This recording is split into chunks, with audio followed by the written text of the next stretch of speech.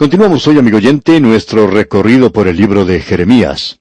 Y en nuestro estudio anterior, cuando considerábamos el capítulo 1, vimos allí el llamado y la comisión al servicio de este hombre Jeremías. Eso fue algo realmente impresionante.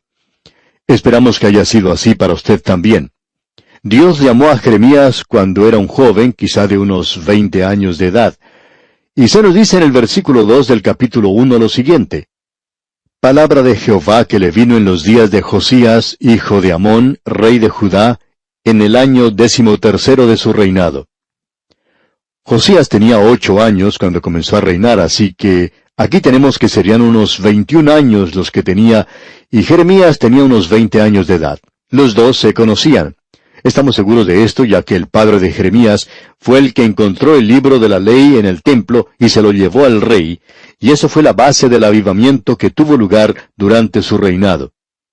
En cierto sentido, estos jóvenes comenzaron su ministerio en su juventud, y aquí los tenemos presentados ante nosotros de esa forma. Jeremías nos deja bien claro que él se sentía incapaz de hacer esto, él se sentía indigno. Él sentía que no estaba capacitado para esa tarea de profeta, y presentó eso como una excusa. Pero Dios le dijo que él iba a poner sus palabras en su boca, y que él le iba a dar sus palabras. Para nosotros este es un capítulo realmente tremendo, y espero que lo sea también para usted. Y quisiera decir lo siguiente: quizá al decir esto corramos el riesgo de que se nos llame como a una persona que está tratando de decirle a los demás cómo hacer las cosas. Pero no creemos que cualquier hombre debería ponerse de pie en el púlpito y presentar un mensaje, a menos que esté seguro que está presentando la palabra de Dios. Y si él tiene cualquier duda, y si este hombre piensa que debería dar sus propias ideas y predicar un evangelio social, liberal, lo que nosotros decimos es que debería mantenerse fuera del púlpito. No tiene nada que hacer allí, porque eso es lo importante en el día de hoy. Y no interesa cuánto conocimiento de homilética tenga ese hombre. No interesa cuánto conozca ni cuánto sabe sobre teología. No importa cuánta preparación sofisticada y técnica tenga. A no ser que este hombre esté seguro de estar presentando la palabra de Dios, él no debería subir al púlpito. Eso lo creemos de todo corazón y creemos que es de suma importancia. Llegamos ahora aquí al capítulo 2 de Jeremías, y vemos el primer pasaje que presenta el profeta Jeremías, y él se lo presentó a una nación reincidente. Vamos a presentar ahora unos pocos detalles y la mecánica de esto, y reconocemos que por radio esto puede empantanarnos un poco.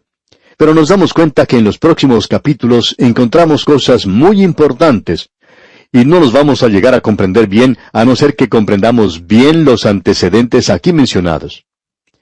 Los capítulos 2 hasta el 6 fueron dados durante los primeros 5 años del ministerio de Jeremías. Se nos dice que él comenzó su ministerio en el año 13º del rey Josías.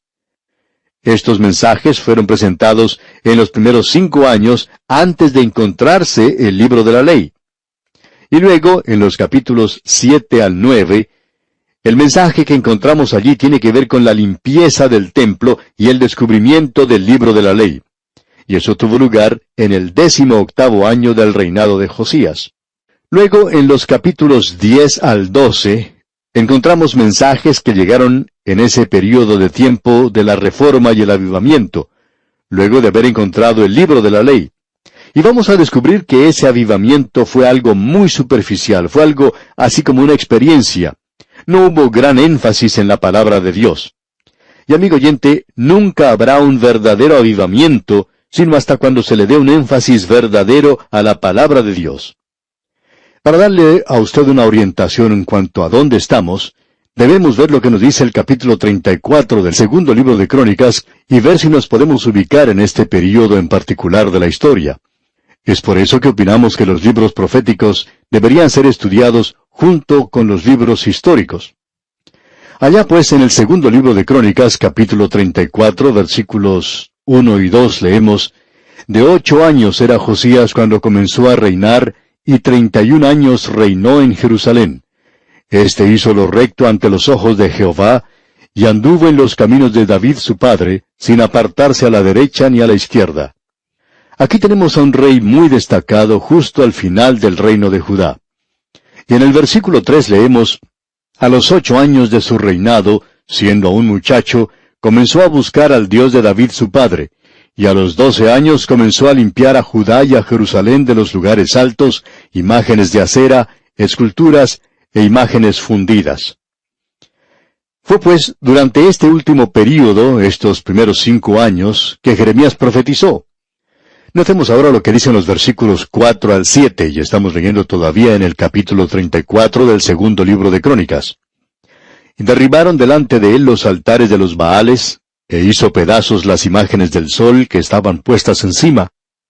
Despedazó también las imágenes de acera, las esculturas y estatuas fundidas, y las desmenuzó, y esparció el polvo sobre los sepulcros de los que les habían ofrecido sacrificios. Quemó además los huesos de los sacerdotes sobre sus altares, y limpió a Judá y a Jerusalén. Lo mismo hizo en las ciudades de Manasés, Efraín, Simeón, y hasta Neftalí, y en los lugares asolados alrededor. Y cuando hubo derribado los altares y las imágenes de acera, y quebrado y desmenuzado las esculturas, y destruido todos los ídolos por toda la tierra de Israel, volvió a Jerusalén. Luego veamos lo que nos dice en el versículo 8. A los 18 años de su reinado, después de haber limpiado la tierra y la casa, envió a Safán, hijo de Azalía, a Maasías, gobernador de la ciudad, y a Joa, hijo de Joacás, canciller, para que reparasen la casa de Jehová su Dios. Y fue entonces cuando Hilcías el sacerdote encontró el libro de la ley del Señor que había sido dado a Moisés. No había muchas copias del libro de la ley, había nada más que 2, una para el rey y una para el sacerdote, y se habían perdido. Ellos estaban perdidos para Dios. Jeremías se hace ahora presente y escuche usted. Este es un período que, como ya hemos visto al leer la sección histórica, cuando ellos se habían entregado a la idolatría, ellos habían abandonado al Dios viviente.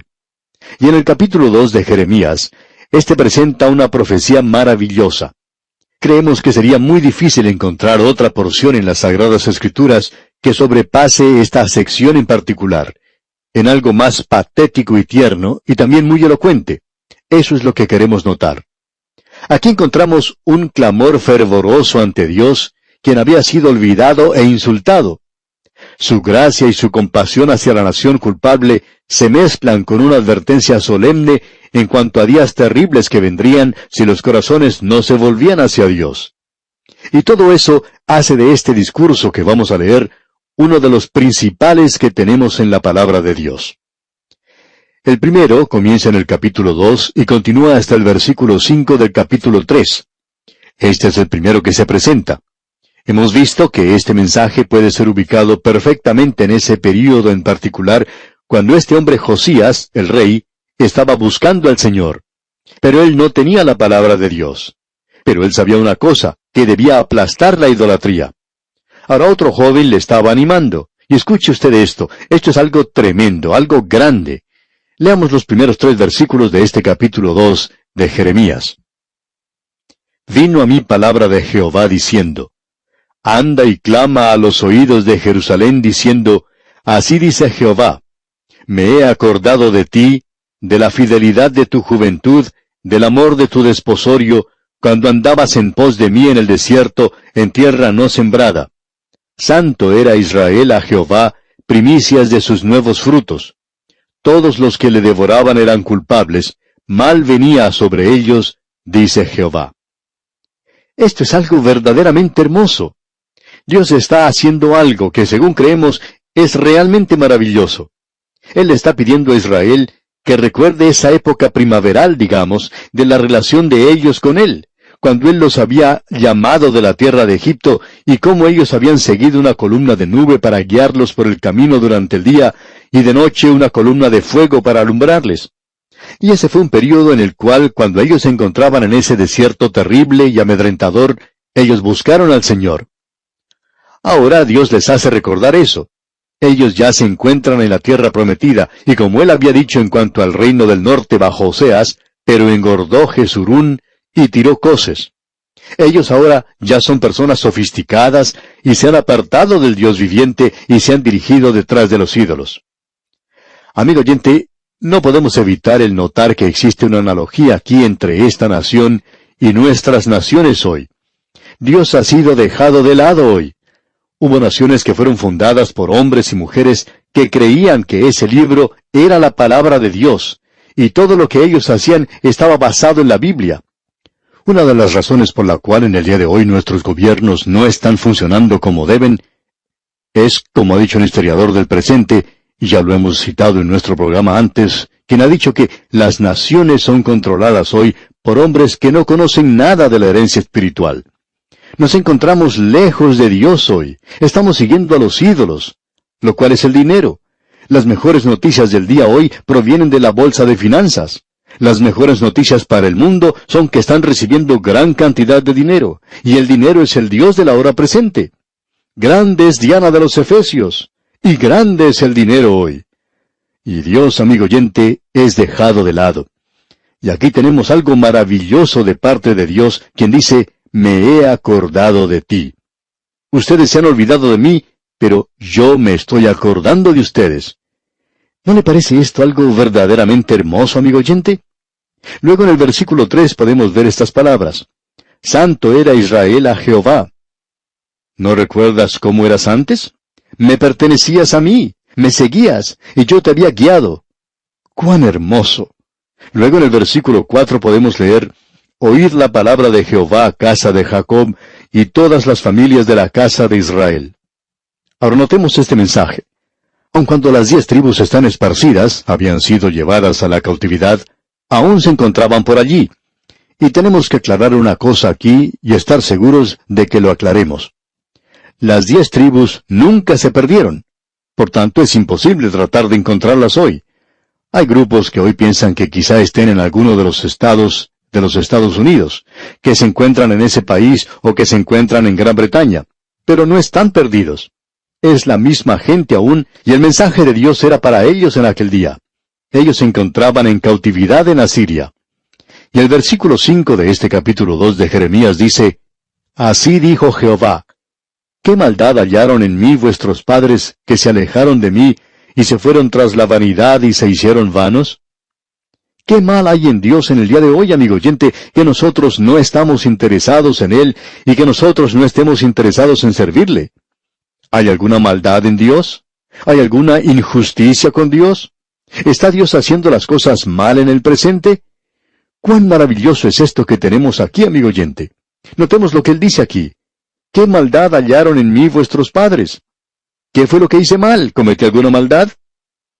Y luego en el versículo 6 dice, Y no dijeron, ¿dónde está Jehová, que nos hizo subir de la tierra de Egipto, que nos condujo por el desierto, por una tierra desierta y despoblada, por tierra seca y de sombra de muerte, por una tierra por la cual no pasó varón, ni allí habitó hombre? La gente no acostumbraba a pasar por ese lugar. Amigo oyente, no hay muchos que pasan por allí hoy. Si usted puede observar a alguna persona, se puede dar cuenta de eso. Pero Dios mantuvo a su pueblo allí por 40 años, y Él los cuidó, y Él recuerda esto. Y leemos entonces aquí en el versículo 7, Y os introduje en tierra de abundancia, para que comieseis su fruto y su bien, pero entrasteis y contaminasteis mi tierra, e hicisteis abominable mi heredad.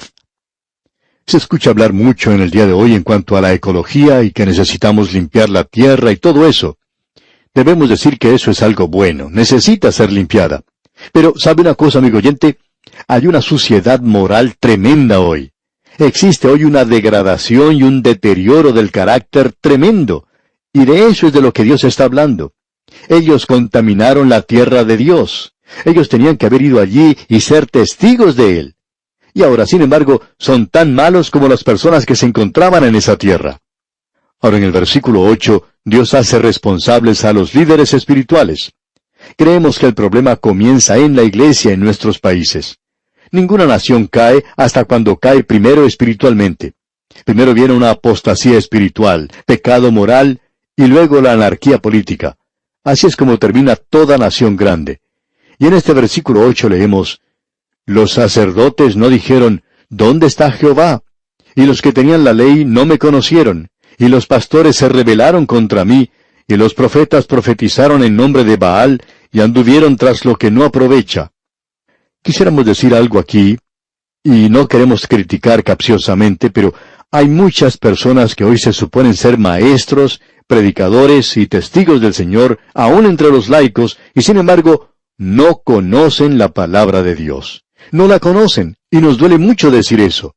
No debería haber necesidad de decirlo, pero eso es lo que sucede, amigo oyente.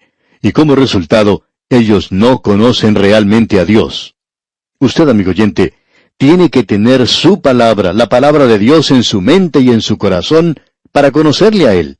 Escuche lo que dice Dios aquí en el versículo 9. Por tanto, contenderé aún con vosotros, dijo Jehová, y con los hijos de vuestros hijos pleitearé. Dios dice, aún no los he abandonado, aún voy a raciocinar o a alegar con ustedes. Y cuán maravilloso es eso. Notemos ahora la primera parte del versículo 13 que nos dice, porque dos males ha hecho mi pueblo. Me dejaron a mí fuente de agua viva. Eso es una cosa, y la segunda la encontramos en la última parte de este versículo 13. Y cavaron para sí cisternas, cisternas rotas que no retienen agua. ¿Y cuántas personas hoy, amigo oyente, han cavado para sí cisternas, pequeñas cisternas, y están bebiendo de esas cisternas? Y eso no los está satisfaciendo. Ellos nunca quedan satisfechos haciéndose ricos. Cada hombre que llega a amasar 1 millón quiere lograr 2 millones más, y luego de esos 2 millones quiere lograr más aún. Y lo mismo podemos decir en cuanto a la fama. Y Dios continúa tratando con esta gente y les dice en cuanto a su condición en el versículo 19, tu maldad te castigará, y tus rebeldías te condenarán. Sabe, pues, y ve cuán malo y amargo es el haber dejado tú a Jehová tu Dios, y faltar mi temor en ti, dice el Señor, Jehová de los ejércitos. No vamos a hablar hoy en cuanto a la reincidencia, pero lo haremos Dios mediante en nuestro próximo estudio, ya que en el capítulo 3 vamos a ver que allí se menciona tantas veces como se menciona en el resto de la Biblia. Así es que tiene que ser algo importante. Por tanto, lo vamos a dejar para nuestro próximo estudio. Ahora Dios les está hablando en cuanto a este asunto de la idolatría. Dios no quiere dejarlos ir, pero ellos han levantado o creado sus propios dioses y han seguido sus propios vicios. Y cuando el hombre rechaza a Dios, amigo oyente, siempre hará algún ídolo. Y lo interesante es, y ya tendremos oportunidad de hablar en cuanto a esto más adelante, pero lo interesante es que cuando la gente hace un ídolo, siempre hacen el ídolo que quieren, un ídolo que les guste, un ídolo al cual les sea fácil satisfacer sus demandas. Es decir que en realidad un ídolo es nada más que una proyección de la vieja naturaleza del hombre, y cada ídolo representa eso. Y eso es lo que encontramos aquí en esta sección en particular. En realidad, a través de toda esta primera sección podemos ver una polémica contra la idolatría. Vamos a tratar con esto, Dios mediante, en nuestro próximo estudio, cuando entremos entonces en el capítulo 3, porque también Él trata con eso en lo que resta de este capítulo 2. Y queremos recomendarle, amigo oyente, que aun cuando nosotros no vamos a estar tratando con cada uno de los versículos de este capítulo, que usted sí lea esta sección, y que lea toda esta profecía de Jeremías, que esto llegue a ser algo bien conocido para usted. Y esto le sorprenderá a usted de lo maravilloso que puede resultar para usted mismo. Alguien ha dicho, he leído la Biblia y no la comprendo.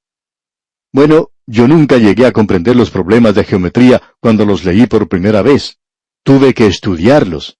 Y creemos, amigo oyente, que usted no llegará a entender la palabra de Dios simplemente leyéndola una sola vez. Hay muchas personas que dejan la Biblia de lado cuando la han leído una vez y dicen, no la comprendo. Amigo oyente, le aconsejamos que usted siga leyéndola hasta que llegue a comprenderla, hasta que Dios abra su entendimiento y le revele las verdades aquí contenidas.